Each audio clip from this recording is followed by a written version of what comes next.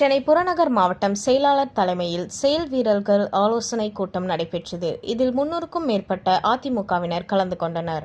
சென்னை புறநகர் மாவட்ட செயலாளரும் முன்னாள் சட்டமன்ற உறுப்பினருமான KP கந்தன் தலைமையில் செயல் வீரர்கள் ஆலோசனை கூட்டம் கந்தன்சாவடியில் மாவட்ட செயலாளர் அலுவலகத்தில் நடைபெற்றது.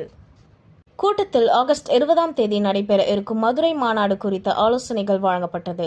மேலும் உறுப்பினர் சேர்க்கையில் தமிழகத்திலேயே 2ஆம் இடத்தில் இருக்கும் சென்னை புறநகர் மாவட்டம் என்பதை அதிமுக நிர்வாகிகளுக்கு நன்றி தெரிவிக்கும் விதமாகவும் கூட்டம் நடைபெற்றது. கூட்டத்தில் பெருநகர் சென்னை மாநகராட்சி மன்ற அதிமுக கழக தலைவரும் மாவட்ட எம்ஜிஆர் அணி இணை செயலாளர் KP சதீஷ்குமார் உட்பட பகுதி செயலாளர்கள், ஒன்றிய செயலாளர்கள், வட்ட செயலாளர்கள், கவுன்சிலர்கள், வார்டு உறுப்பினர்கள் என பலரும் கலந்து கொண்டனர்.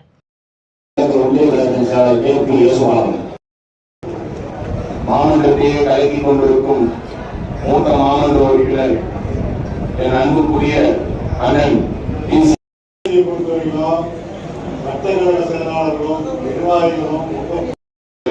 அண்ணன் ஜானகிராமன் அவர்களே, PC கருணா அவர்களே,